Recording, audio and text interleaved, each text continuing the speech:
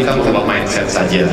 Yang tadinya customer itu dijadikan sebagai sebuah transaksional, tetapi lebih ke arah bagaimana customer itu kita berikan sebuah solusi.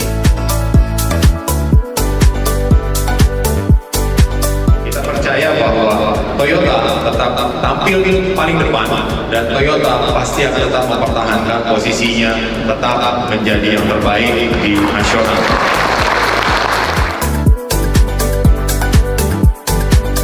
Semoga acara kegiatan ini bisa memberikan satu motivasi bagi keluarga besar Toyota Kala untuk terus bisa memberikan kebaikan tentunya bagi banyak orang. Toyota Kala maju selalu.